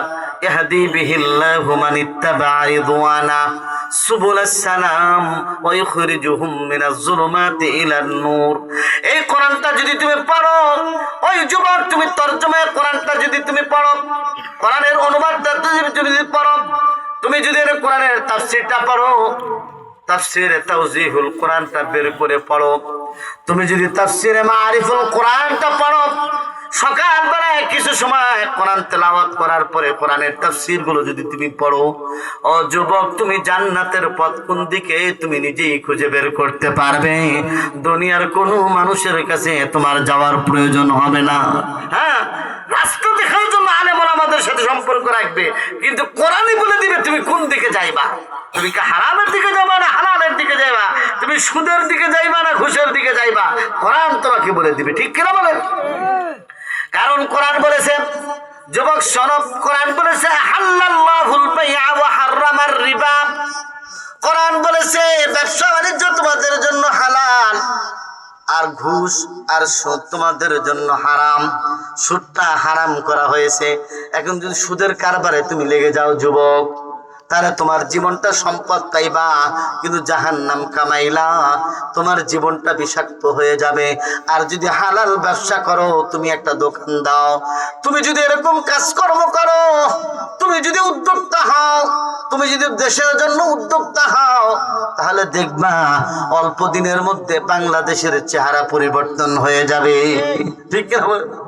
এই যে কিছুক্ষণ আগে যে ব্রাহ্মণবাড়িয়ার হুজুর বলে গেল যে ইউনূস সাহেব কি সুদের অঙ্ক কষায় শিখাইতেছে, ঠিক কিনা? ইউনূস সাহেব এটা শিখে তিনি নিজেকে ধ্বংস করে দিছে, ঠিক আছে, কিন্তু ইউনূস সাহেব একটা কথা বলে যে উদ্যোক্তা হও, কর্মচারী হয় না, কি হয় না, আরেকজনের অধীনে কাজ করবা যুবক, তুমি তা হয় না, তুমি নিজে উদ্যোক্তা হও। তুমি একটা কি করো, মুরগির ফার্ম করে তোলো, তুমি সবুজায়ন করো, তুমি গাছ লাগাও, তুমি বিভিন্ন ধরনের প্রজেক্ট নাও, তারপরে দেখবে কয়েকদিন পরে তুমি তোমার অধীনে হাজার হাজার মানুষ কাজ করবে, ঠিক কি? এক যুবক 10টার সময় মসজিদের মধ্যে নামাজ পড়ে, মসজিদে নববীর মধ্যে নামাজ পড়ে। আল্লাহ রাসূল সাল্লাল্লাহু আলাইহি ওয়াসাল্লাম বললেন, যুবক তুমি কেন 10টার সময় মসজিদের মধ্যে? বলে হুজুর নফল নামাজ পড়ি। কিছু নফল নামাজ, তোমার নফল নামাজ তো পুরো ভালো, তুমি কেন 10টার সময় তুমি কেন মসজিদের মধ্যে বসে আছো? জলদি করে বের হয়ে যাও, কাজকর্ম করো, মাঠের মধ্যে যাও, জমিন চাষ করো, কাজকর্ম করো, লেখাপড়া করো, তারপরে যখন জোহরের আজান হয়ে যায় তখন তুমি মসজিদে এসে নামাজে শরীক হও। কারণ আল্লাহ রাব্বুল আলামিন বললেন, আল্লাহ তাআলা বলেছেন ফাইযা কুদিয়াতিস সালাতু ফান্তাশিরু ফিল আরদ ওয়াবতাগু মিন ফাদলিল্লাহ। নামাজ যখন শেষ হয়ে গেল তখন জমিনের মধ্যে ছড়িয়ে পড়ো, তুমি তোমার আল্লাহর অনুগ্রহ তালাশ করো আর আল্লাহর জিকির করো। এটা আমার আল্লাহ কোরআনে কারীমের মাধ্যমে দুনিয়ার যুবকদেরকে জানিয়ে দেয়। জোরে বলেন না সুবহানাল্লাহ। এই জন্য যুবক লেখাপড়া করবে, কাজকর্ম করবে। পৃথিবীর কোন দেশে আমাদের দেশের মতো এত বেকার যুবক খুব কম পাওয়া যায়। রাগ করলেন আপনারা? আপনারা যারা আছেন তারা তো কর্মঠ, মাশাআল্লাহ। আমি রাস্তায় যখন আসলাম গাড়ি ঢুকাতেছি, আপনাদের আখির খুব ঢুকাবো, এখন যে যুবকের কাছে যাই তার কাছে অ্যান্ড্রয়েড সেট খালি চালাইতেছে। আমার ড্রাইভার বললো যে হুজুর, ওরা বলে যে পিছন দিক দিয়ে আসেন, আবার ড্রাইভার সাহেব বলতেছে এরা তো মোবাইলের নেশায় আছে। এখন কি বললো আল্লাহ জানে, ঠিক আছে কিনা। আবার একটা দোকানদারকে জিজ্ঞেস করলাম যে ভাই ঠিক আছে কিনা, হ্যাঁ ঠিক আছে, ওইভাবে যান। কারণ যুবকের তো ব্রেন সতেজ, মেধা সতেজ, কিন্তু যুবক এমন এক নেশার মধ্যে পড়ে আছে, ভুলও করতে পারে, ঠিক কিনা? যুবক ভুলও করতে পারে। মোবাইল আর অ্যান্ড্রয়েড সেট জীবন চরিত্র সব নষ্ট করে দিচ্ছে, ঠিক কিনা বলে? এই জন্য কোরআন আমাদের কিনতে হবে, কোরআন ইশকে রাসূল আমাদের অন্তরের মধ্যে ঢুকাতে হবে। গাজী আল-মুদ্দুনের মতো যখন রাসূল করিম সাল্লাল্লাহু আলাইহি ওয়াসাল্লামের বিরুদ্ধে রঙ্গিলা রাসূল নামক একটা বই লিখেছিল একজন ইসলাম বিদ্বেষী লেখক, রাসূলের চরিত্রকে হনন করে, রাসূলের চরিত্র এবং আদর্শকে হনন করে যখন বই লিখেছিল, তখন রঙ্গিলা রাসূলকে দুনিয়া থেকে বিদায় করে দেওয়ার জন্য এক যুবক এক তরবারি নিয়ে গেছে লুকায়া। শুনতে পেল যে কলকাতার এই লাইব্রেরির মধ্যে রঙ্গিলা রাসূলের লেখক বসে আছে, সে বই পড়ে। সে গেল, বলতেছে আপনি কি রঙ্গিলা রাসূলের লেখক? বলছে হ্যাঁ।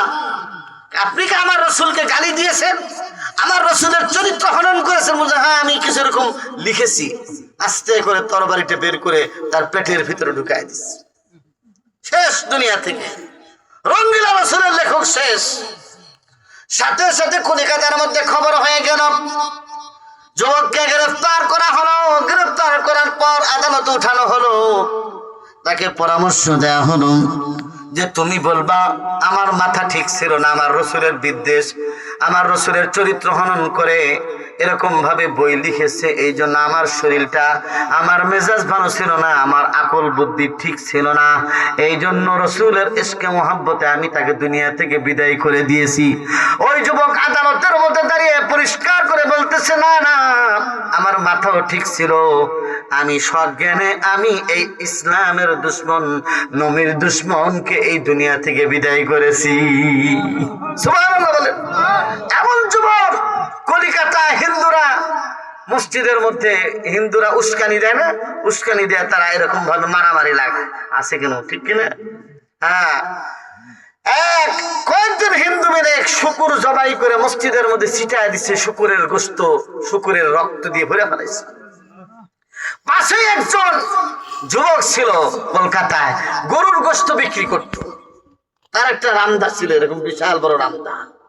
হাই চিন্তা করলো, আল্লাহর ঘর মসজিদকে নাপাক করবে, শুকর হলো নাজিসুল আইন, সুতরাং এটা হতে পারে না, আমি একা হতে পারি, আমার আল্লাহর ঘর এরকম ভাবে অসম্মানিত হবে তা আমি বরদাস্ত করতে পারি না। বাস রামদাটা নিয়ে মসজিদের মধ্যে প্রবেশ করলো। প্রবেশ করার পরে বাস যারাই ঢুকেছে তাদেরকে তরবারি দিয়ে, তার যে রামদা দিয়ে সবকে দুনিয়া থেকে বিদায় করে দিয়েছে। এই হলো যুবক, লড়াই করতে করতে শাহাদাত বরণ করেছে। এরকম যুবক আমাদেরকে হতে হবে। আল্লাহ রাসূল সাল্লাল্লাহু আলাইহি সাল্লাম মুতার যুদ্ধের মধ্যে তিনজনকে নিযুক্ত করেছিলেন, তারা ছিল যুবক, তরুণ, ঠিক কিনা বলেন? হযরত আব্দুল্লাহ ইবনে রাওয়াহা, যিনি বিখ্যাত কবি ছিলেন, পল্লী কবি ছিলেন, নবীর ইশকে মহব্বতে কবিতা লিখতেন, বহুত বড় সাহিত্যিক ছিলেন আব্দুল্লাহ ইবনে রাওয়াহা। যায়েদ ইবনে হারেসা, জাফর তাইয়ার, আল্লাহ রাসূল বলছেন যখন যায়েদের এরকম শহীদ হয়ে যাবে, তখন এরকম জাফর এরকম ভাবে ইসলামের পতাকা তুলে ধরবে। জাফরের যদি ইন্তেকাল হয়ে যায়, তাহলে আব্দুল্লাহ ইবনে রাওয়াহা পতাকা উঠাইবেন। এরকম ভাবে প্রত্যেকটা সাহাবী শহীদ হয়ে গেলেন। এরপরে রাসূল বলেছিলেন যে এরপরে যারাই থাকবে তারাই ইসলামের পতাকা উঁচু করে ধরবে। ওই তিনজন সাহাবী তার পরিষ্কার বুঝলেন, তিনজনের নাম যেহেতু আমাদের তিন যুবকের নাম রাসূল মজলিসের মধ্যে উল্লেখ করেছেন, আমরা তিনজনই শাহাদাতের পেয়ালা পান করব। এই তিনজনই শহীদ হয়ে গেছে মুতার যুদ্ধে, কিন্তু আরেকজনই সে যতক্ষণ পর্যন্ত তার এই চুলগুলো নড়াচড়া করে ততক্ষণ পর্যন্ত ইসলামের পতাকাকে উঁচু করে রেখেছিল। চিৎকার করে বলেন না সুবহানাল্লাহ। ও যুবক, তোমাকে ইসলামের ইতিহাস শোনাই। তোমার মতো যুবক ছিল আব্দুল উজ্জা। আব্দুল উজ্জা আল্লাহ রাসূলের উপর ঈমান এনেছিলেন, আল্লাহ রাসূলকে মহব্বত করতেন, আল্লাহ রাসূলের আদর্শ তার কাছে ভালো লাগতো, কিন্তু এটা কোনোদিন বলতে পারেন নাই। বাপ মারা গেছে ছোটখানে, এতিম আব্দুল উজ্জা মনে মনে ইসলাম গ্রহণ করে ফেলেছেন, কালিমা তাইয়্যিবা পড়েন, রাসূলকে মহব্বত করেন, রাসূলের সাথে ওঠা বসা করেন। একদিন হঠাৎ করে আল্লাহর নবী আল্লাহর হুকুমে হিজরত করে মদিনায় চলে গেলেন। আব্দুল উজ্জা যুবক মানুষ, অন্তরে বড় ব্যথা লাগলো, হায়রে, যে নবীকে দেখলে আমার দিলটা ঠান্ডা হয়ে যেত, যে নবীর আদর্শের কথা শুনে আমার পরাণটা ভালো লাগতো, যে নবীকে না দেখলে আমার ভালো লাগে না, ওই নবী আজকে হঠাৎ করে হিজরত করে চলে গেলেন। আমার আব্দুল উজ্জা, আমার তো আর এই জীবনটা ভালো লাগে না। এই জন্য আব্দুল উজ্জা নামক যুবক তার চাচার কাছে গিয়ে বললেন, ও চাচা, আমার কাছে তো মুহাম্মদ সাল্লাল্লাহু আলাইহি ইসলামের আদর্শ বড় ভালো লাগে। মুহাম্মদ সাল্লাল্লাহু আলাইহি ইসলাম ছাড়া আমার জীবনটা বড় ব্যথি, বড় কষ্টের। সুতরাং আমিও মুহাম্মদ সাল্লাল্লাহু আলাইহি ইসলামের সাথে, আমি রাসূল চলে গেছেন মদিনায় হিজরত করে, আমিও মুহাম্মদ সাল্লাল্লাহু আলাইহি ইসলামের সাথে হিজরত করে মদিনায় যেতে চাই। বুঝতাই না কি বলতেছ, তোমার মাথা ঠিক আছে না? কি বলছো? হ্যাঁ, এই আব্দুল উজ্জার চাচা তাকে ছোটকাল থেকে লালন পালন করেছে, তাকে বাড়ি দিয়েছে, গাড়ি দিয়েছে, উট দিয়েছে, ছাগল দিয়েছে, যার আগে একটা পরিবার গোছানোর জন্য সবকিছু দিয়েছে, আবার মাঝে মধ্যে কাপড় চোপড়ও কিনে দেয়। আব্দুল উজ্জাকে বললো, দেখো তুমি এখন কিন্তু বুঝে শোনো কথাগুলো বলো। বলছে, আমি বুঝে শুনে আল্লাহর নবীর কাছে আমি যাইতে চাই, নবীর মহাব্বতে আমি হিজরত করতে চাই। আব্দুল উজ্জাকে বললো, শোনো, তুমি যদি মুহাম্মাদের কাছে যেতে চাও তাহলে এই যে জমি জমা, বাড়ি গাড়ি, উট, তারপরে ঘোড়া, যা কিছু তোমাকে দিয়েছিলাম এই সব কিছু তুমি মালিক হতে পারবে না, এগুলো কিছুই তোমাকে দেওয়া হবে না। বলছে, ঠিক আছে, তা আমি রাজি আছি। বলছে, এরপরে আর কি? বলতেছে, তোমার যে গায়ের মধ্যে জামাটা আছে, জামাটাও তো আমার দেওয়া, এই জামাটাও খুলতে হবে। বলছে, তোমার পরনে যা আছে সেটাও আমাকে দিতে হবে। আব্দুল উজ্জা বলছে, আমি নবীজির জন্য আমার জামা কাপড় সব কিছু আমি দিয়ে দিতে পারি, কিন্তু নবীজিকে আমার দরকার, নবীজি ছাড়া আমার জীবনটা বৃথা। আব্দুল উজ্জা বললো যে কাপড় চুপুর খুলে দাও। তারপর চুপুর উলঙ্গ অবস্থায় আব্দুল উজ্জা তার মায়ের কাছে গেলেন বিদায় নেওয়ার জন্য। মা বললেন, বাবা তোমার কেন এই অবস্থা? বলতেছে, মা, ইসলাম কবুল করার কারণে, মুহাম্মদ সাল্লাল্লাহু আলাইহি ওয়াসাল্লামকে মহব্বত করার কারণে আমার সব শেষ হয়ে গেছে। মা চোখটা বন্ধ করে দিয়ে বললেন, তুমি এই কম্বলটা নাও, তোমার সতরটা ঢাকো। সতরটা, কম্বলটা নিল, দুই ভাগ করলো, সতর ঢাকলো, আর এক ভাগ গায়ের ওপর নিয়ে হযরত আব্দুল উজ্জা চলে গেলেন মদিনার দিকে। জোরে বলেন না সুবহানাল্লাহ। दिल मेरा तस्खीर किया, दिल मेरा तस्खीर किया एक अरबी ने, मक्की मदनी हाशमी मुत्तलबी ने। दिल मेरा तस्खीर किया एक अरबी ने, मक्की मदनी हाशमी मुत्तलबी ने। বলতেছেন আব্দুল উজ্জা এরকম ভাবে কোন রকম সতর্কতা রেখে সুদূর মদিনার দিকে রওনা হয়ে গেল। মদিনায় যাওয়ার পর লম্বা সময় সফর করে মদিনায় গেল। মদিনায় যাওয়ার পর নবীর সাহাবীদের থাকার জন্য সাহাবে সুফা, গরিব সাহাবীরা যে জায়গায় থাকতেন ওই জায়গায় আব্দুল উজ্জা গিয়ে বসলো আর অপেক্ষায় থাকলো। মায়ের নবী, দয়ার নবী, রহমতের নবী, করুণার নবী কখন আসবেন, নবীর করুণার নবীর চেহারাটা একবার দেখবো।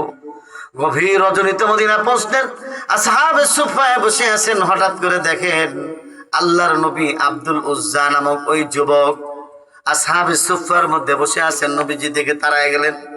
নবীজি বললেন, আব্দুল উজ্জাকে লক্ষ্য করে বললেন, আব্দুল উজ্জা তোমার অবস্থা কেন? বলতেছে, ইয়া রাসূলুল্লাহ, ইসলাম কবুল করার কারণে আমার সব কিছু শেষ হয়ে গেছে, আমার কাপড়ের, পরনের কাপড় পর্যন্ত আমার নাই, কিন্তু আমি আপনার মহব্বতে আপনাকে এক নজর দেখার পরে আমার সমস্ত দুঃখ যাতনা দূর হয়ে গেছে, আমি আপনার মহব্বতে হিজরত করে চলে আসছি। আল্লাহর নবী বললেন, আব্দুল উজ্জা, তোমার কোনো ভয় নাই, কোনো শঙ্কা নাই, তুমি এখানে থাকো, এখানে যা সে খাবার দাবার খাইবা আর আমার সাথে তুমি ওঠা বসা করবা। আব্দুল উজ্জা, জোরে বলেন না সুবহানাল্লাহ।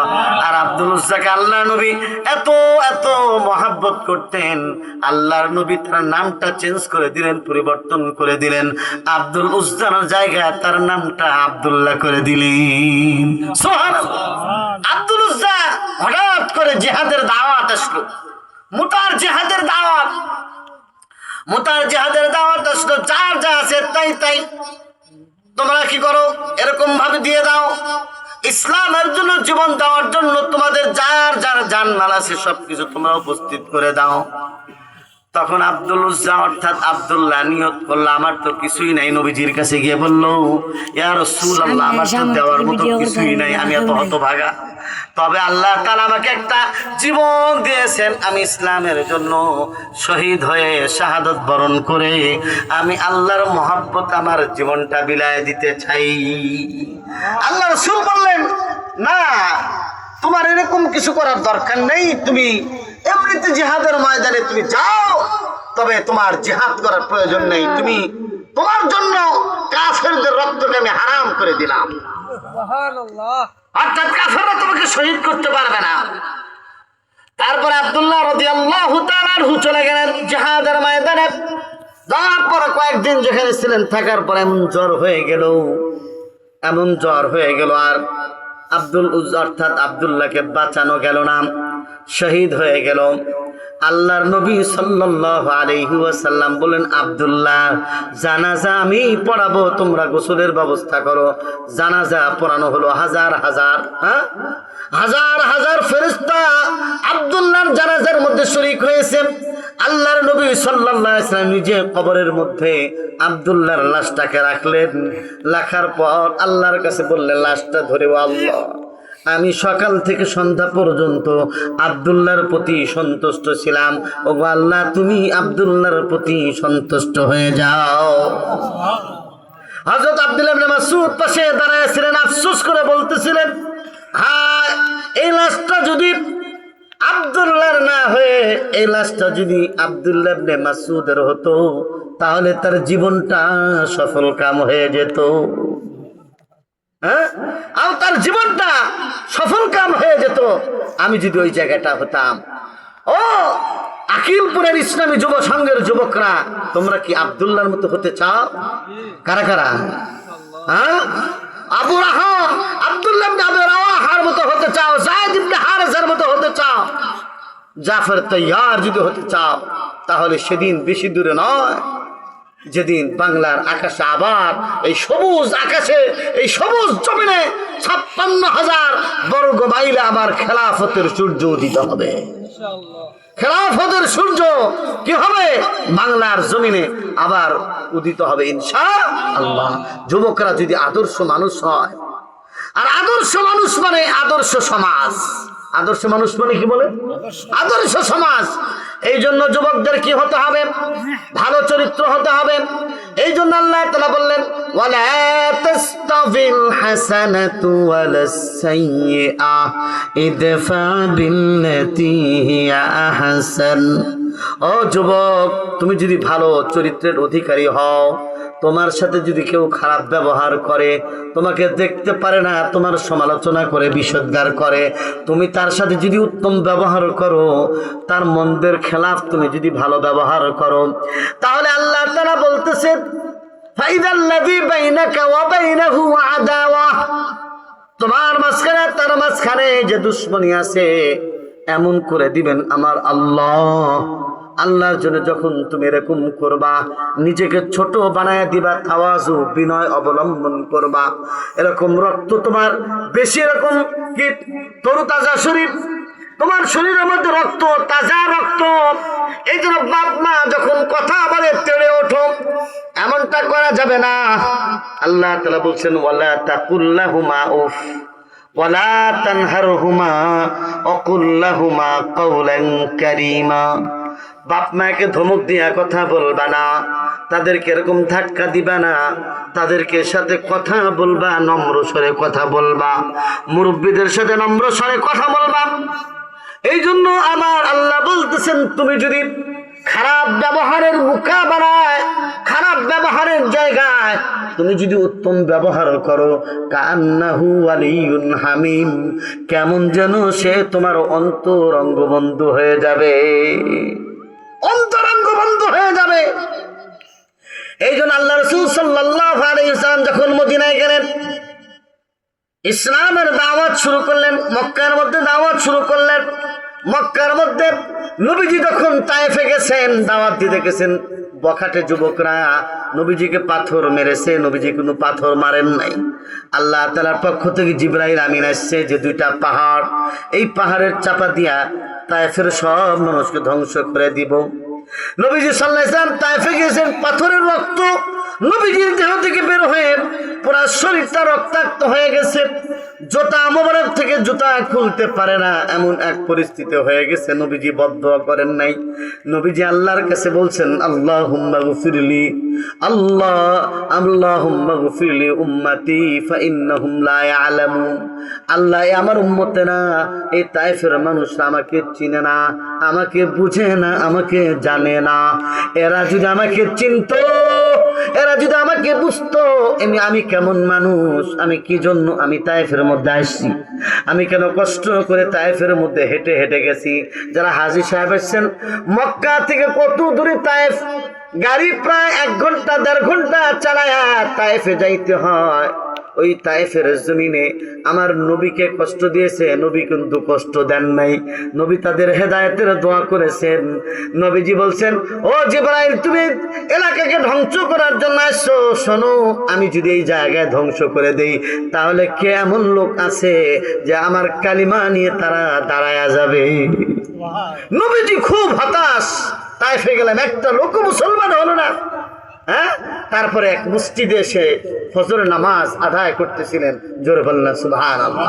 কোরআনে কারীমের তেলাওয়াত আল্লাহ রাব্বুল আলামিন সে কথাটা সূরা জিনের মধ্যে বলেছেন, قل أوحي إلي أنه استمع نفر من الجن فقالوا إنا سمعنا قرآنا عجبا।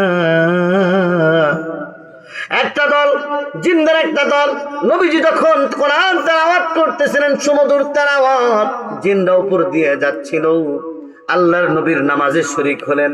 তারা নবীজির হাতে মুসলমান হলেন।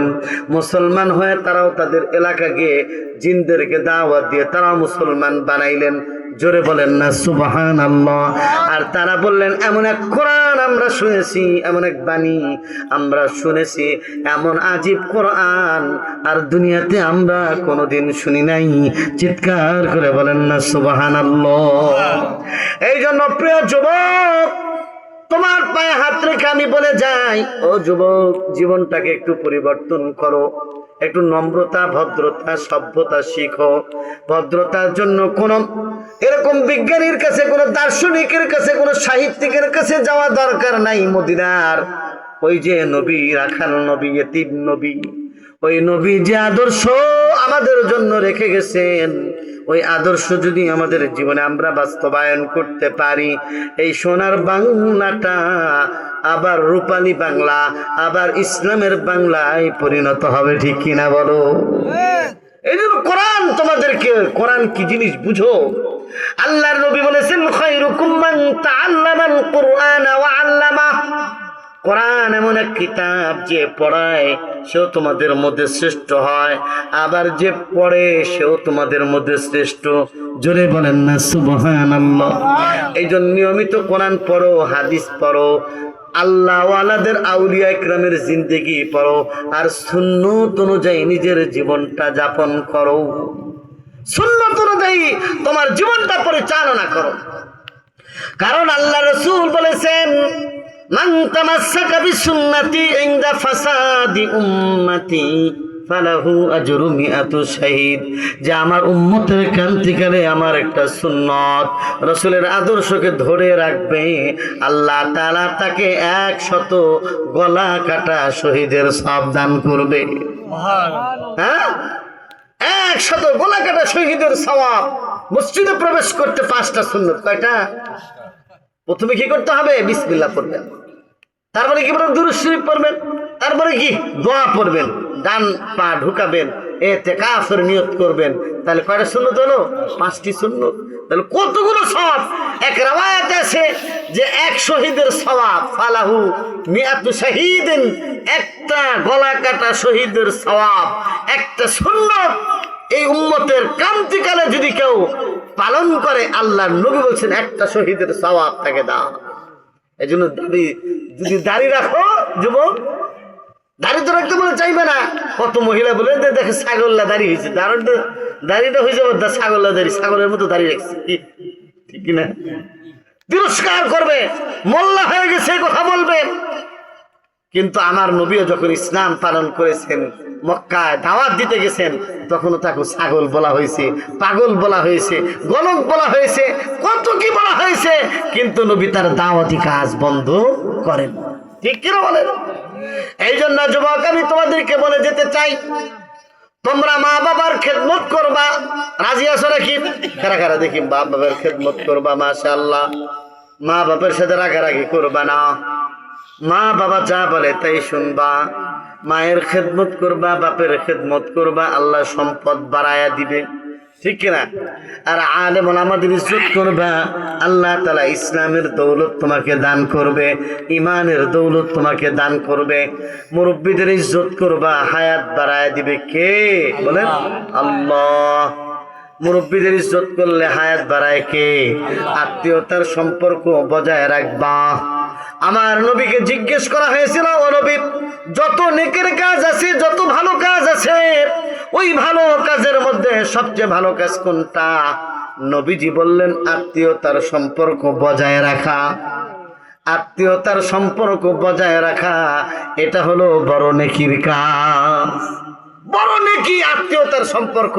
আত্মীয়তার সম্পর্ক যে নষ্ট করে, বলছে আল্লাহ তাআলা তার থেকে দূরে সরে যায়। কি বলা হয়েছে? সিলমান কাতাকা ওয়াফু আম্মান যালামাকা, যে তোমার সাথে যে সম্পর্ক নষ্ট করতে চায় তার সাথে তুমি সম্পর্ক জুড়ো। আর যে তোমার সাথে খারাপ ব্যবহার করে, ওয়াহসিন ইলা মান আসা ইলাইক, আর যে তোমার সাথে খারাপ ব্যবহার করে তুমি তার সাথে উত্তম ব্যবহার করো। যে তোমার উপর জুলুম করে তাকে তুমি মাফ করে দাও, উদারতা দেখাও।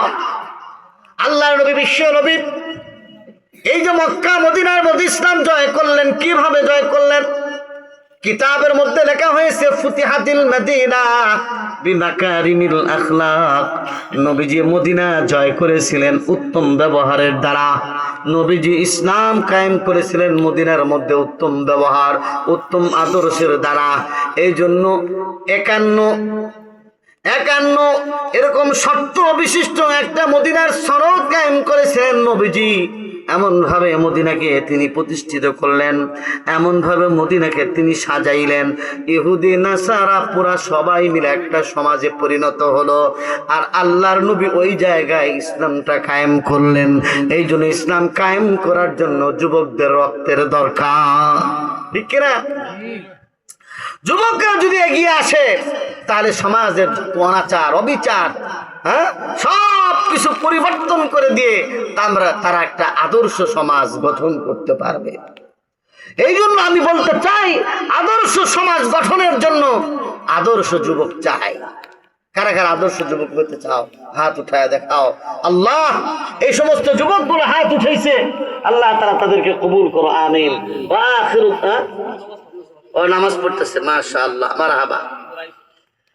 হযরত মাওলানা মুস্তাকিম বিল্লাহ হামিদি দামাত বারাকাতুহুল আলী, আমার অত্যন্ত মহব্বতের পরিচিত একজন আল্লাহর বান্দা, সুন্নতের ফেরিওয়ালা। কি ওয়ালা? আমি হুজুরের সাথে কয়েক জায়গায় সফর করেছি। হুজুর সফরের আগে দোয়া করেন, সুন্নতের উপর আমল করেন, সুবহানাল্লাহ।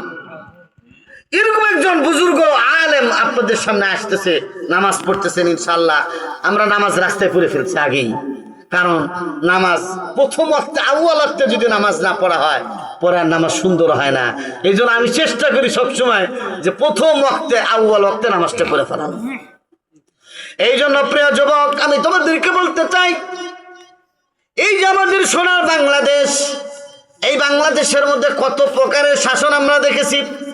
গণতন্ত্রের শাসন, সবুজ বাংলাদেশ, নতুন বাংলাদেশ, কত কি দেখলাম, ঠিক কিনা বলেন?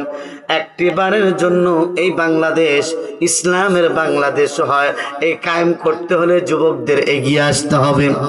আল্লাহ সুবহানাহু ওয়া তাআলা কোরআনে কারীমের মধ্যে বলেছেন, যদি কোনো মুসলমানরা যদি ক্ষমতা পায়, মুসলমানরা যদি ইসলামী রাষ্ট্র কায়েম করে, তাদের কয়েকটা কর্মসূচি আছে, কয়েকটা কর্মসূচি যুবকদেরকেও পালন করতে হবে, মুসলমানদেরকে পালন করতে হবে।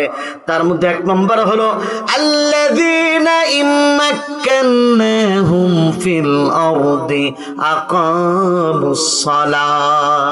ইসলামী সমাজ যদি কায়েম করতে হয়, 1 নম্বর হলো নামাজের বিল, নামাজ কায়েম করতে হবে। আমাদের সমাজে নামাজ কায়েম আছে কিনা? আছে, মসজিদে নামাজ হয়, কিন্তু কায়েম বলতে যদি সবাই করে, নামাজ পড়ে, নামাজ কত পার্সেন্ট লোক পড়ে বলেন তো? 10%? কয় পার্সেন্ট? 5%ও পড়ে না। আপনাদের এলাকায় হয়তো 10% হতেও পারে, ঠিক কিনা? কিন্তু 100%-এর মধ্যে 10% মানে কি, কোনো ধর গড়ার মধ্যেই আসে না, ঠিক কিনা? এত কম লোক নামাজ পড়ে, সবাই মিলে যদি জামাতের সাথে নামাজ আদায় করতো তাহলে পরিবেশটা কত সুন্দর হতো না বলেন? পরিবেশটা কত চমৎকার হতো। কত সুন্দর করে বলেছেন, खड़े हो गए एक ही सफ में महमूद आयाज, ना कोई बंदा रहा ना कोई बंदा नवाज। নামাজ এমন এক ইবাদত, মানুষের মধ্যে মহব্বত সৃষ্টি করে। কে গোলাম আর কে রাষ্ট্রপ্রধান তার মধ্যে কোনো পার্থক্য থাকে না। এমন এক ইবাদতের নাম হলো নামাজ। নামাজে যদি গরিব মানুষও যায়, প্রথম কাতারে দাঁড়ায়, চেয়ারম্যান, মেম্বার সাহেব, এমপি সাহেব ধাক্কা দিয়ে, এই বেটা সর, দেখিস নেই এমপি সাহেব আমি আসছি, সর, সুযোগ আছে বলেন? যত বড় ব্যক্তি হোক না কেন, কোন একজন ঠেলাওয়ালা, কৃষক, শ্রমিক, মজুর, দিনমজুর যে আসুক না কেন, তাকে নামাজের জায়গা থেকে উঠানোর সুযোগ তার নাই, ঠিক কিনা? কারণ এটা সংসদ ভবন নয়, এটা হলো আল্লাহর ঘর। সুতরাং আল্লাহর ঘরে আল্লাহর বান্দাদের পাওয়ার, যে আগে আসবে সে আগে বসবে, ঠিক কিনা বলেন? এই জন্য কবি চমৎকার করে বলেছেন, খাড়ে হো গায়ে एक ही सफ में महमूद हयास, ना कोई बंदा रहा ना कोई बंदा नवाज। কে গোলাম আর কে প্রেসিডেন্ট, কে মনিব আর কে দাস, কোনো পার্থক্য থাকে না। এই জন্য 5 ওয়াক্ত নামাজ যুবক তুমি মসজিদে গিয়ে আদায় করো। সালাত আদায় করে যদি তুমি হও, তাহলে তুমি আদর্শ যুবক হবে। জোরে বলেন নারায়ে তাকবীর, নারায়ে তাকবীর, আল্লাহু আকবার। মুস্তাকিম বিল্লাহ হামিদি সাহেবের আগমন, শুভেচ্ছার স্বাগতম। প্রধান বক্তার আগমন, শুভেচ্ছার স্বাগতম। আল্লাহ তাআলা হুজুরকে হাজী আমদাদুল্লাহ মুহাজির মক্কির মতো কবুল করুক, বলেন আমিন। জামানার শ্রেষ্ঠ কুতুব বানায়া দেখ, বলেন আমিন। আল্লাহ তাআলা হুজুরের সোহবত থেকে আমাদেরকে ইস্তেফাদা করার তৌফিক দান করুক, আমিন। নাসরুম মিনাল্লাহি ওয়া ফাতহুন করিব। হুজুর কাছে দোয়া চাই, বিদায় নিচ্ছি। ওয়া আখিরু দাওয়ানা আনিল হামদুলিল্লাহি রাব্বিল আলামিন। আসসালামু আলাইকুম ওয়া রাহমাতুল্লাহ।